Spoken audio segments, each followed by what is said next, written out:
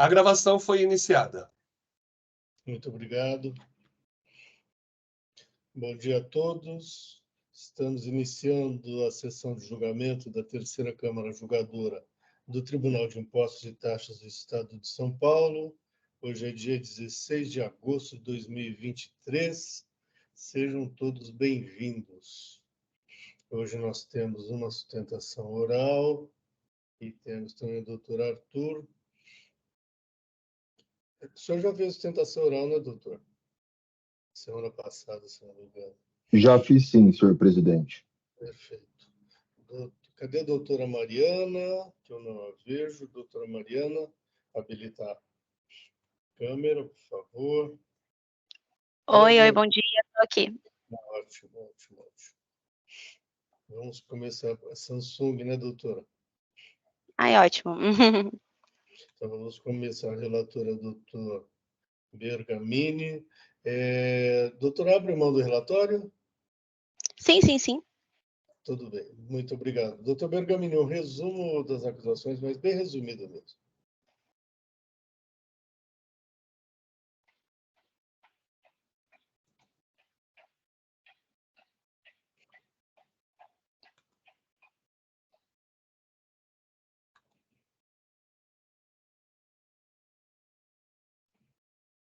Doutor Bergamini? Doutor Bergamini, o microfone está desligado. Bergamini, microfone, por favor. Perdão. A acusação que consta no auto é simples, é crédito devido de ICMS de 2 milhões e pouco em 2018 por lançamento no livro de apuração de crédito otorgado. É uma transportadora que trabalha com subcontratação e a Fazenda do Estado entende que não há crédito otorgado para subcontratação conforme a DNCAT 1 de 17. É essa a acusação. Perfeito, muito obrigado, doutor. Doutora Mariana, fica à vontade. Tá ótimo. Bom dia a todos, senhor presidente, conselheiro relator, demais conselheiros e presentes nessa sessão. Como adiantado aqui, o que a gente está tratando aqui é de uma glosa de créditos outorgados que foram aproveitados pela recorrente, que é uma empresa transportadora que atua na modalidade de subcontratação. No caso, a autuação se escora basicamente na decisão normativa CAT 1 de 2017, por meio do qual o coordenador da administração tributária da Cefaz interpretou que a substituição tributária prevista nos artigos 304, 14 e 315 do regulamento do ICMS se configura como uma forma de diferimento. Assim, nos termos do artigo 430, inciso 1 desse mesmo regulamento, o qual veda o direito ao crédito do responsável pelo recolhimento do imposto diferido, supostamente permitiria concluir que, independentemente de ser ou não optante pelo crédito presumido outorgado previsto no artigo 11 do anexo 3 do regulamento do ICMS, a transportadora subcontratante, no caso a recorrente, que recolhe todo o ICMS na prestação de serviço contratada, não faria jus a nenhum valor a título de crédito ICMS referente às prestações que executa por intermédio da contratação de outras transportadoras. Contudo, conforme consta no nosso recurso, reitero que esse entendimento não merece prevalecer. Primeiro porque, como se sabe, na subcontratação do serviço de transporte, ela é realizada pelo prestador que opta, no início da prestação de serviço, por não realizar a atividade de transporte por meios próprios, contratando um terceiro que o faça.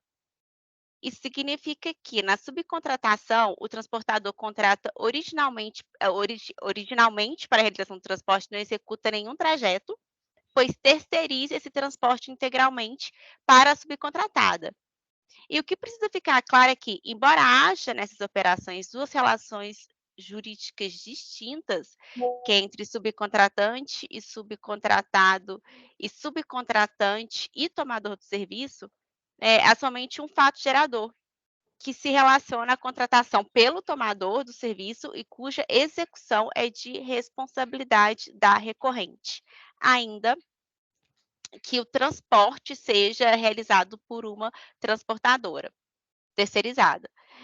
Daí porque, ao contrário do afirmado pela decisão recorrida, o artigo 430, inciso 1 do Regulamento do CMS não deve ser interpretado da forma que constou na decisão normativa CAT 1 de 2017, já que, tratando-se de apenas uma prestação de serviço de transporte contratada pelo tomador, sequer se poderia cogitar efetivamente de técnica de diferimento. Não há, nesse caso, pluralidade de fatos geradores a justificar a substituição tributária para trás. E além disso, somente cabe falar em diferimento se houve um efetivo fato gerador sem o concomitante recolhimento do imposto, o que não se aplica a este caso, já que, como consta no recurso, a recorrente é a única responsável por recolher todo o ICMS devido na prestação de seus serviços, ou seja, foi ela que sofreu toda a carga tributária incidente nessas operações.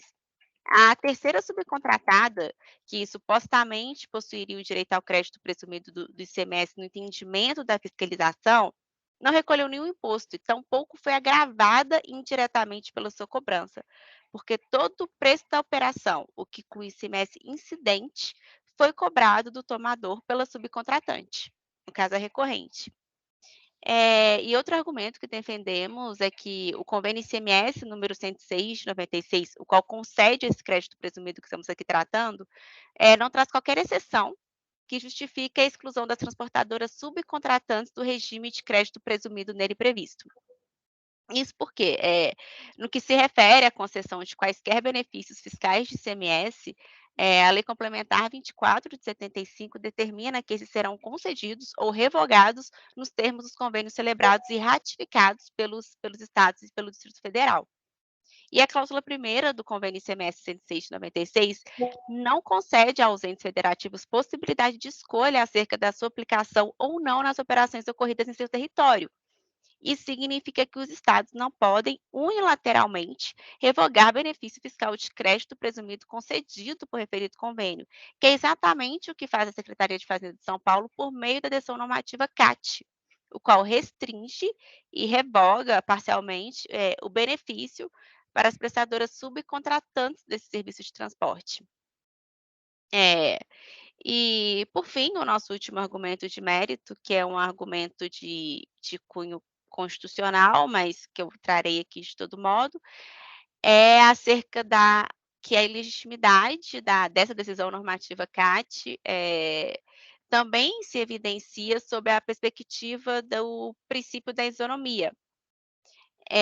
Porque, neste caso, a clara desvantagem das transportadoras subcontratantes localizadas no estado de São Paulo com relação àquelas que se situam em outros estados da federação, como, por exemplo, Rio de Janeiro e Minas Gerais, que expressamente reconhece o direito a esse crédito presumido às empresas que subcontratam o serviço de transporte que prestam. E na nossa peça de recurso, a gente até apresenta um esquema ilustrativo, demonstrando qual será a carga tributária suportada pelas subcontratantes nesses estados e no estado de São Paulo, o que demonstra essa desigualdade, entre a depender do lugar que o serviço é prestado.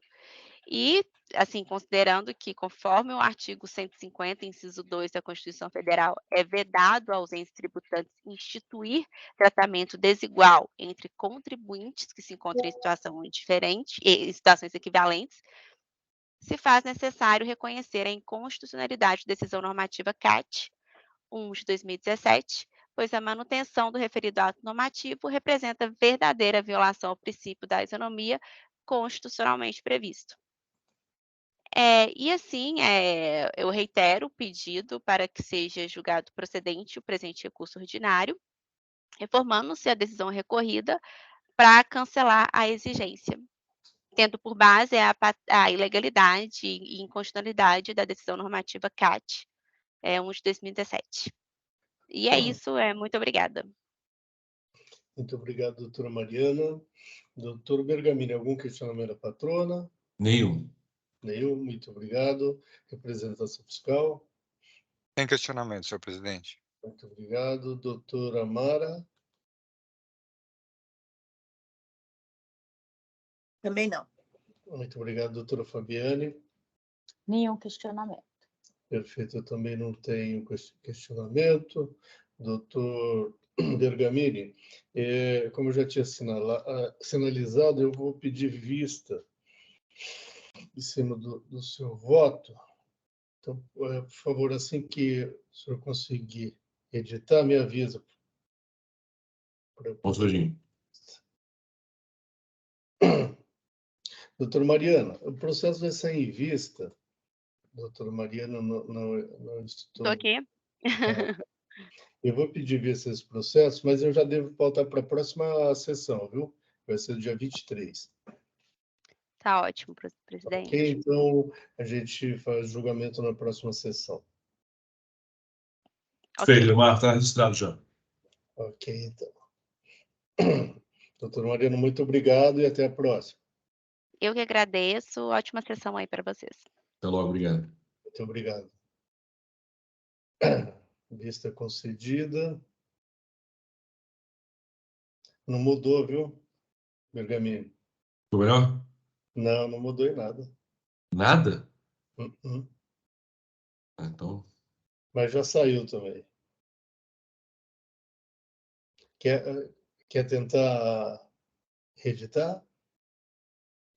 eu coloquei Times New Roman, tamanho 4.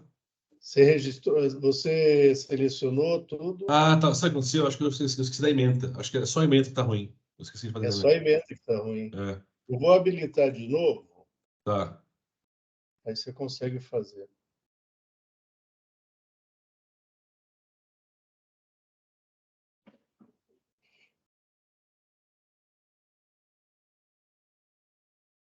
Seleciona tudo sem É. usar Ctrl.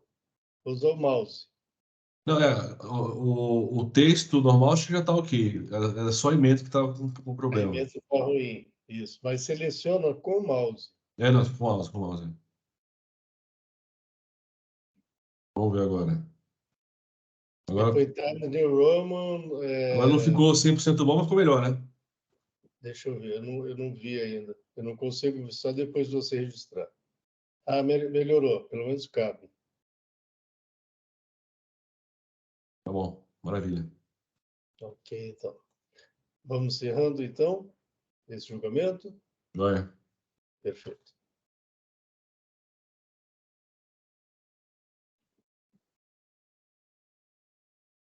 Travou. Opa, fomos. Vamos lá agora, doutor Arthur. Doutor Arthur está aí.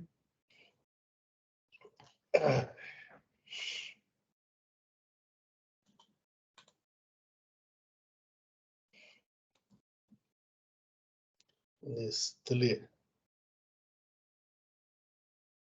Relatora doutora Mara. Doutora Mara, a senhora chegou a ler o voto? Não. Acho que sim. É o doutor Arthur que... Isso. É, Doutor então, Arthur, o senhor fez questão oral, vai querer se manifestar hoje? Não, mas na verdade, doutora Mara, a doutora não chegou a ler o voto, não, não? Tá, na última sessão. então vou ler. Então, vamos Tá. lá. Obrigado. Doutora Mara, vamos ao voto. Eu vou para o voto, deixando o relatório de lado, tá? Uhum. Em 4 de 11 de 2022, a fiscalização lavrou contra a recorrente o auto de infração número tal, visando a cobrança de valores de imposto sobre operações relativas à circulação de mercadorias e serviços, devido em sua própria operação e na sistemática da substituição tributária ICMS-ST, em virtude da suposta utilização indevida da redução de base de cálculo para produtos da cesta básica, mais especificamente cafés moídos e torrados, em cápsula. E aí eu reproduzo. Preliminarmente, acolho a tese no sentido de que entre estabelecimentos do mesmo contribuinte não incide ICMS. De fato, esse entendimento não é novo e vem sendo reiteradamente confirmado pelo Judiciário.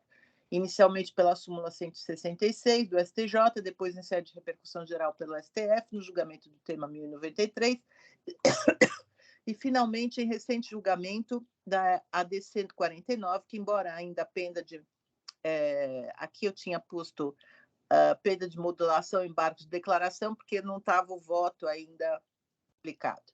A tese firmada tem efeito imediato, ou seja, de que não há incidência de ICMS em caso de transferência de bens e mercadorias entre estabelecimentos do mesmo titular. Nesse sentido, o próprio artigo 12.1 da Lei Complementar foi declarado inconstitucional sem redução de texto para estabelecer que nestes casos específicos fica afastada a determinação legal, mas que os estabelecimentos ainda são independentes entre si para efeitos de cumprimento de obrigações acessórias.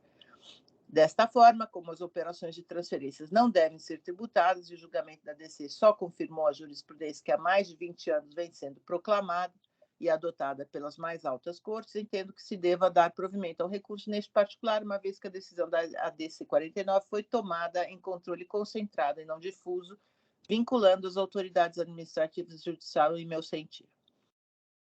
E, nesse sentido, determina o artigo 28 da lei que no julgamento é vedado afastar a aplicação de lei sob a alegação de inconstitucionalidade, ressalvadas hipóteses em que a inconstitucionalidade tenha sido proclamada em ação direta de inconstitucionalidade. Eu vou pular um pouquinho. Portanto, as infrações contidas no item 1, que sejam decorrentes de transferências, ficam canceladas, uma vez que não há imposto a ser exigido nestes casos, conforme determina a ADC. Em relação ao mérito propriamente dito, como já aduzido pela sentença proferida nos autos do processo, voto tal, pela ação tal, não sei o quê, ficou assim decidido. E aí eu transcrevo uma decisão judicial que foi dada num processo onde a Nestlé era a própria interessada, e que falava justamente do Nescafé Dolce Gusto. Aí tem, inafastavelmente, o produto de que se trata, isto é, o café torrado em cápsulas da marca Nescafé Dolce Gusto, não é produto que compõe a cesta básica e, assim sendo, não pode ser alcançado pela benesse da redução de base de cálculo prevista no item 3 do artigo 3 do anexo 2 do RICMES. Ou seja, o próprio judiciário já analisou a questão e, embora se trate de outro auto de infração, a matéria é a mesma e a decisão deve ser aplicada no mesmo sentido, pois, do contrário, estaríamos contrariando o entendimento já declarado pelo Poder Judiciário, que é quem decidirá a questão em última instância. Desse modo, adota as razões utilizadas para declarar o não enquadramento das cápsulas de café no benefício fiscal de redução de base de cálculo concedido aos alimentos que integram a cesta básica, por não ser ele alimento destinado ao público de baixa renda, pois, do contrário, estaria se beneficiando a indústria e não o consumidor final, para o qual o benefício foi pensado e instituído. Além disso, embora a consultoria tributária possa ter emanado pareceres em sentido contrário, é certo que cabe ao judiciário a última palavra sobre o assunto, que, neste caso específico, já decidiu contrariamente aos interesses da recorrente. É importante trazer à baila quais são os requisitos de validade da isenção e benefícios fiscais em geral, sendo imprescindível citar o artigo 150, parágrafo 6º e a linha G do inciso 12 do parágrafo 2º do artigo 155 da Constituição. E aí eu reproduzo. A partir da leitura acima, nota-se que são exigidas duas condições para a concessão da isenção: a previsão legal específica do ente federativo e a deliberação dos Estados e Distrito Federal nos termos da Lei Complementar 2475. Não basta uma dessas condições para a validação da isenção. Assim, o fato de haver um convênio não faz com que a isenção entre em vigor na legislação dos entes federativos. Tampouco a previsão de legislação interna sem a prévia aprovação do CONFAS, ou mesmo uma convalidação posterior, pode se sustentar com o ato como válido. Nesse sentido, a interpretação literal dos benefícios fiscais não significa que os enunciados devem ser analisados de forma isolada, mas como parte de um sistema que envolve comando da Constituição Federal, dos convênios aprovados pelo CONFAS e da legislação interna do ente federativo. Destarte, observa-se que os eventuais benefícios devem estar... Oi?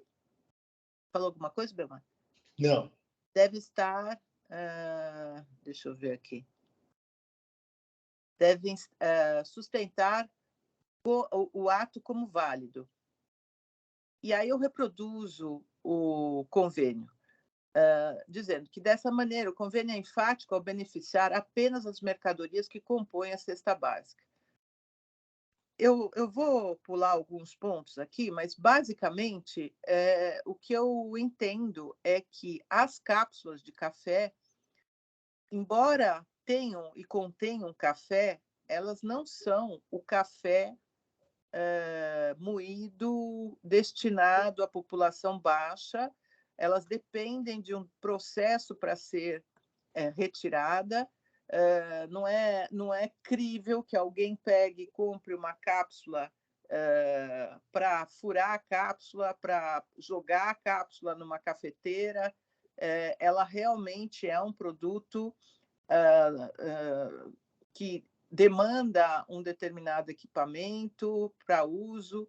Então, mas no frigir dos ovos, o judiciário já definiu essa questão.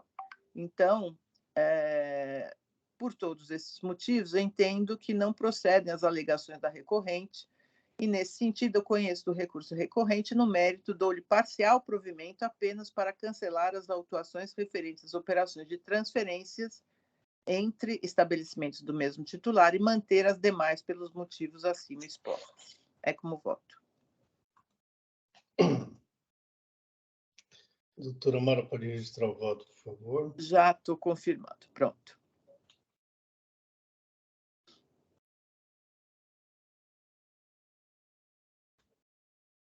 Já está confirmado. Muito bem. Eu pedi vista e passo a leitura.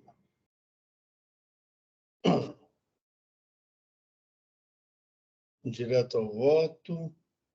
Aproveito o relatório, etc. e tal. Transcrevo parte da decisão da juíza relatora, em que afastou a exigência do imposto em relação às transferências entre estabelecimentos do mesmo titular. E digo, em síntese, a ilustre juíza relatora afastou a exigência fiscal em relação às operações de transferência de mercadorias entre estabelecimentos da autuada, CFOP 5152, por entender vinculante o entendimento adotado pelo STF no julgamento da ADC 49. No ponto, assim foi a última publicação da decisão de julgamento da referida ADC. Transcrevo a ementa, consulta feita agora, inclusive, etc. e tal. E digo, em síntese, no julgamento da DC 49, o STF declarou inconstitucionalidade parcial, sem redução do texto, do artigo 11, parágrafo 3º, inciso 2 da Lei Complementar 87/96, excluindo do seu âmbito de incidência apenas a hipótese de cobrança do ICMS sobre as transferências de mercadorias entre estabelecimentos do mesmo titular. Após, em sede de embargos, modulou os efeitos de sua decisão, conferindo-lhe eficácia para o futuro a partir do exercício financeiro de 2024, ressalvando os processos administrativos e judiciais pendentes de conclusão até a data de publicação da ata de julgamento da decisão de mérito. Ocorre, porém, que a decisão do STF no julgamento da DC 49 ainda não se tornou definitiva, dado que o STF ainda não proclamou seu trânsito em julgado, motivo porque entendo não reunir ela eficácia capaz de atrair, neste momento, a aplicação do disposto no artigo 28, inciso 1 da Lei 13.457 de 2009, que autorizaria o afastamento da aplicação do disposto no artigo 11, parágrafo 3º, inciso 2º da Lei Complementar 87 de 96, na parte reconhecida inconstitucional pelo STF, ou seja, na parte que excluiu do seu âmbito de incidência a hipótese de cobrança do ICMS sobre as transferências de mercadorias entre estabelecimentos de mesmo titular. Nesse sentido, enquanto não houver o trânsito em julgado da sentença da ADC 49, entendo que este órgão julgador não tem autorização legal para, sob a alegação de inconstitucionalidade, afastar a exigência do ICMS incidente sobre transferência, CFOP 5152, motivo porque voto pela manutenção integral do item 1 do AI. No mais, acompanho a ilustre juíza relatora. Como voto neste caso, uma posição mais conservadora, evidentemente, mas Eu entendo, enquanto não houver o trânsito julgado promulgado, ou seja, publicado, certificado, a gente não tem autorização para aplicar o artigo 28 da Lei 13.457. É como voto, senhores, senhoras e senhores, né? Que é isso. Doutora Fabiana. Opa, só um minuto, doutora Fabiana. Doutora Amaro, por favor. A senhora é relatora. Eu mantenho meu voto, já confirmei. Perfeito. Muito obrigado, doutora Fabiane. Eu acompanho o seu voto, presidente. Eu tenho outros votos, né, em outros processos nesse sentido também. Tenho o mesmo entendimento. Perfeito, muito obrigado. Doutor Bergamini. Presidente, eu me declarei impedido. Ok, muito obrigado. Representação fiscal, doutor Marcos. Sem considerações, senhor presidente. Muito obrigado. Obrigado. Muito bem. Quórum.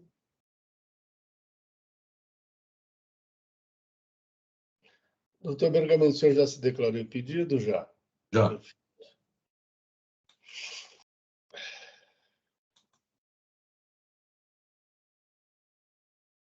Em votação.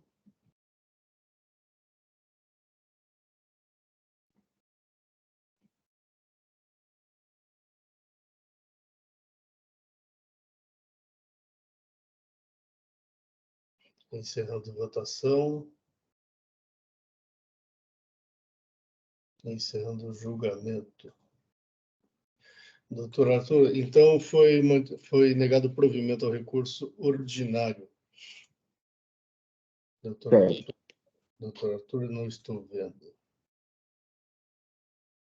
Estou Agora, aqui, senhor presidente. então, foi negado o provimento ao recurso ordinário, então. Ok? Tá bom. Muito obrigado. Tenha um bom dia. Obrigado. Bom dia a todos. Bom dia.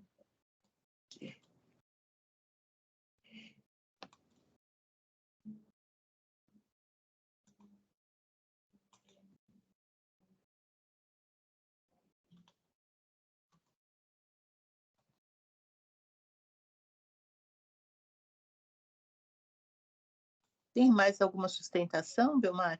Não tem. Quer fazer aquele da GV que você já tira? Vou fazer já, então. GV.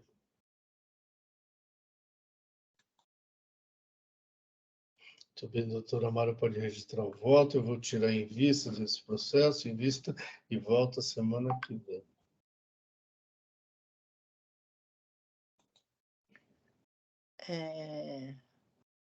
Está habilitado já? Tá, beleza. Só um instante.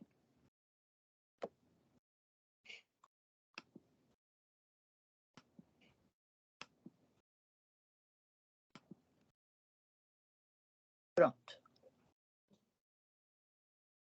Perfeito.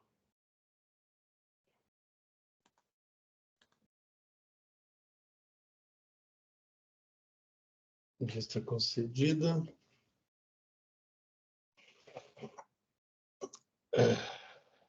Sinusite está forte.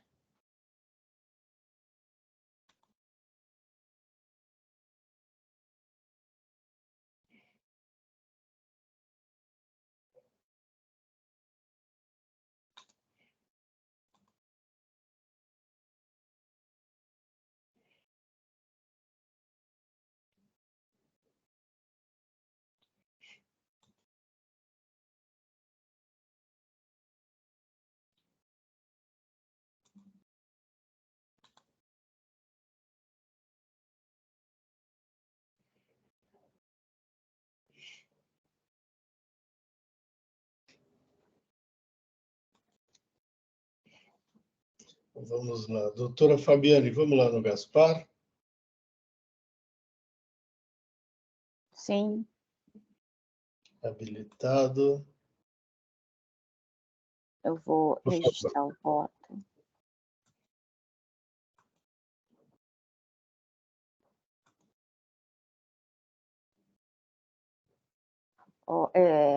enquanto eu registro o voto, eu já adianto a questão, aqui esse processo é uma retificação de julgado, é uma retificação de julgado de um processo esse processo já foi julgado nessa Câmara em 6 de abril de 2022. No recurso ordinário foi negado provimento, envolve a ADC 49 também nesse julgamento. No pedido de retificação de julgado, a recorrente alega que a ADC 49 já é aplicável e, tendo em vista o entendimento que eu tenho de que até o trânsito julgado, só após o trânsito julgado é que podemos aplicar, eu estou conhecendo a retificação de julgado e estou dando provimento parcial para acrescentar um item no voto com esse entendimento sobre o trânsito em julgado da ADC 49. Estou terminando de registrar. E eu vou fazer a preferência que eu já mandei para vocês ontem, em sentido contrário, só para acatando o recurso. Doutora Fabiane, tem que registrar, tá? Agora, sim, para mim já aparece. Agora já. Mara, eu tenho uma forte tendência de te acompanhar, porque eu acho que, de fato, a discussão já acabou, é só uma mera formalidade do trânsito julgado. Ainda mais depois dos embargos para os julgados, né? Então, eu tenho uma forte tendência de te acompanhar no mérito, mas isso é uma retificação de julgado, né? Será que tem o pressuposto da retificação de julgado, que é o fato... Como é que é? Fato existente, tido como inexistente. A gente tem um erro de fato para analisar o mérito aqui agora, nessa fase? Sim, eu assim, considerei... se fosse um ordinário, eu te acompanharia, entendeu? Eu considerei o erro de fato só por isso, provimento parcial, para acrescentar esse item sobre o trânsito em julgado, porque realmente não estava na outra decisão, eu transcrevi respostas de consulta, mas não tinha esse item concluindo. Então, o provimento parcial é para considerar que realmente em abril de 2022 era esse entendimento.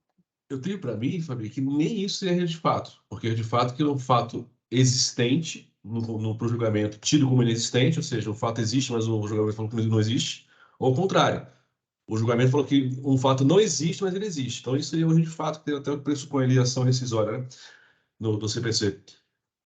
Acho que nem isso é erro de fato, mas vai lá, que a retificação desses termos funcione como uma espécie de embargo de declaração.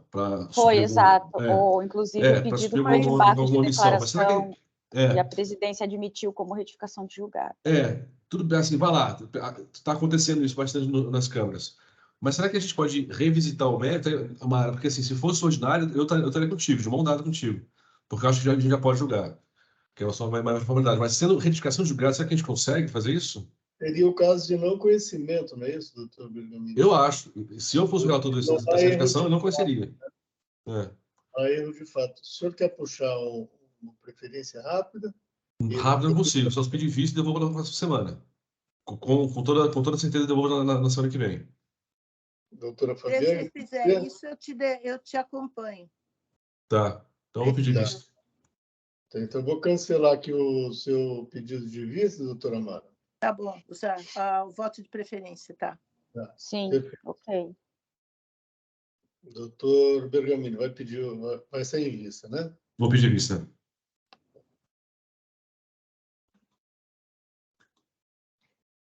Pedir vista. Ok, concedido. Encerrando o julgamento. Doutor Bergamini, já vai no empate e já libera o voto para a pauta. Belmar, preciso confessar uma coisa que eu nunca falei para ninguém, só para vocês. Se alguém disser aqui, eu falo que é mentira. Eu nunca entrei no empate. Quem entra é a Cindy, que faz para mim as formalidades lá. Depois então, assim, eu te garanto que hoje eu faço isso. Não, o problema é que tem um prazo, mas depois de terminar a live, aí a gente orienta. Tá bom, combinado. eu tenho um problema seríssimo, Marco, com computadores. Eu não entendo, não sei, não quero saber. entendeu? Vamos terminar a live. A gente volta. Muito bem, agora o meu é KF Gali.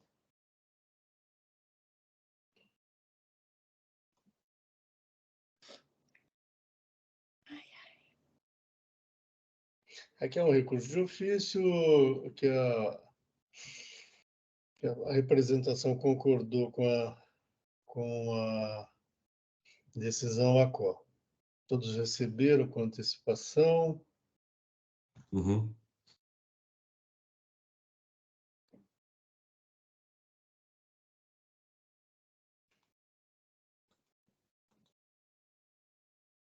O voto está registrado, sendo uma necessidade de debate, certo? Uhum. Quórum.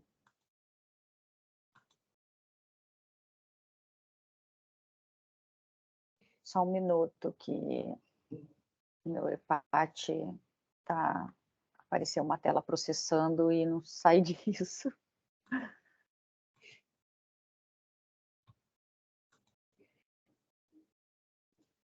Ah, Dá um acho que refresh. foi. Sim. Veio. Em votação.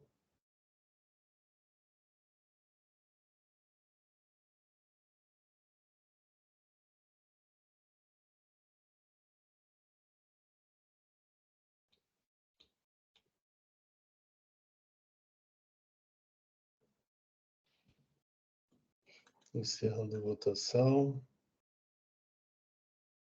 Encerrando o julgamento.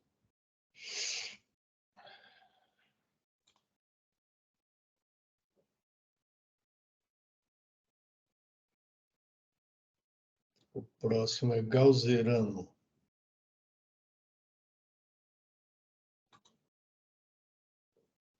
Eu já enviei o voto para todos também, com antecedência.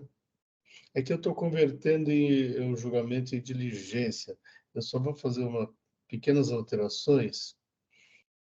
No voto, na verdade, eu já fiz, mas não mudou a essência.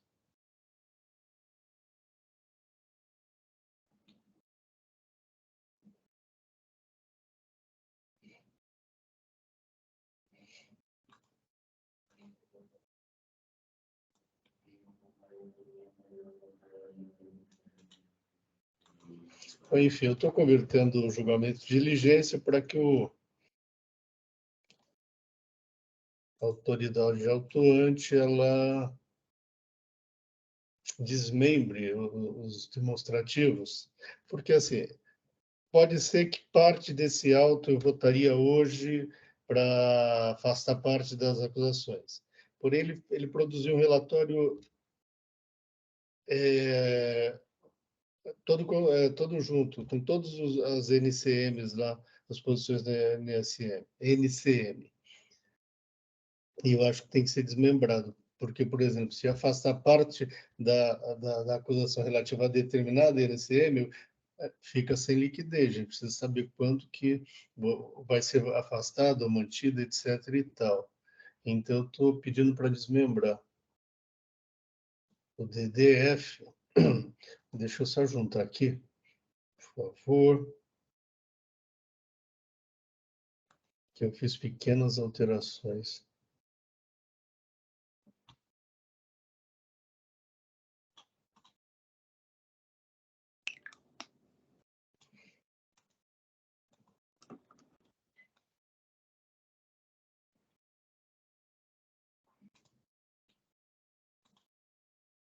Muito bem, juntado um novo voto.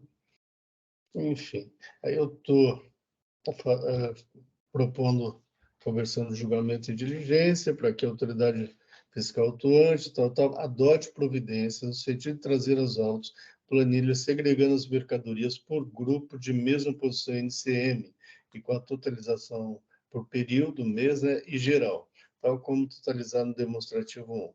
Após produzir um novo DDF, retratando os totais segregados por posição da NCM e respectivos períodos. É como voto.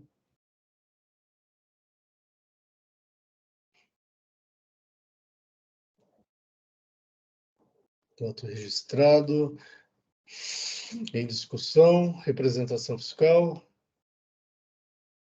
Sem considerações, senhor presidente. Muito obrigado, doutora Mara. Acompanho. Muito obrigado, doutora Fabiane.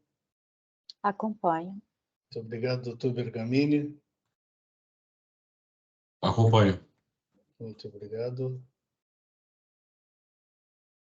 Quórum.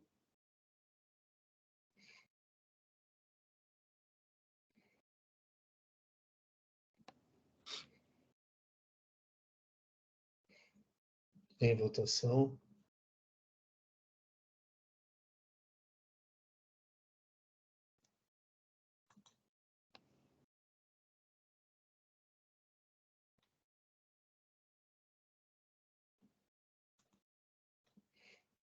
Encerrando a votação. Encerrando o julgamento.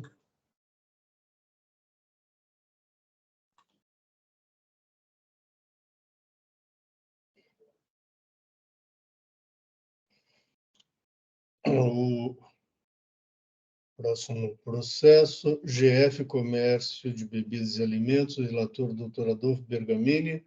Por favor, doutor Adolfo. Pois não?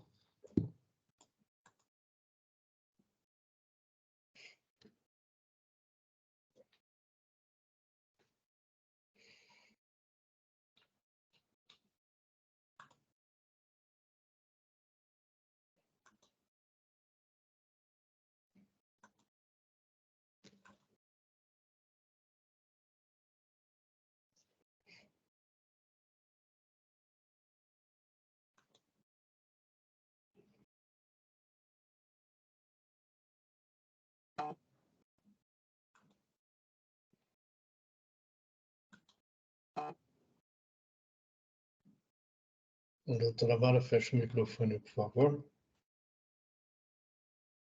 Obrigado.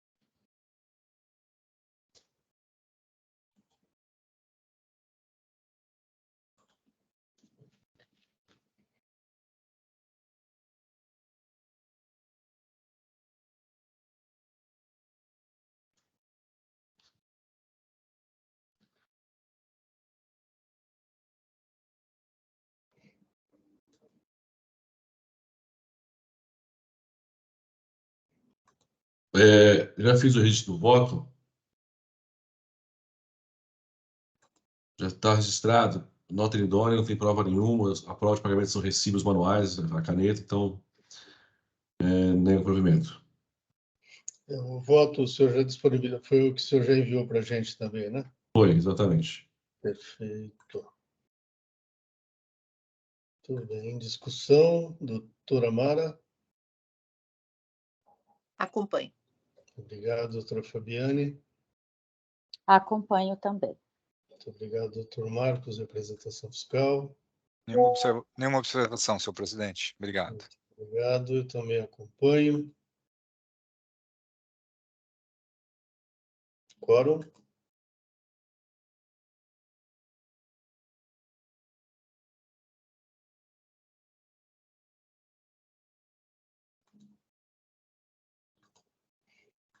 Em votação.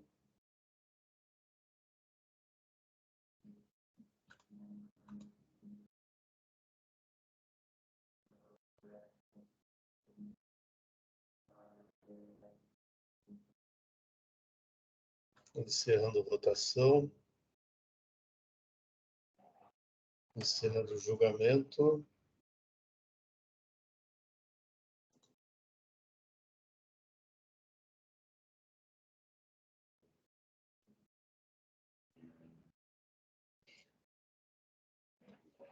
E assim concluímos a pauta de hoje. Estamos encerrando a sessão de julgamento da terceira Câmara Julgadora do Tribunal de Impostos e Taxas do Estado de São Paulo. Hoje é dia 16 de agosto de 2023. Muito obrigado a todos que nos acompanharam e até uma próxima. Bom dia. Doutor Hélio, podemos encerrar a live?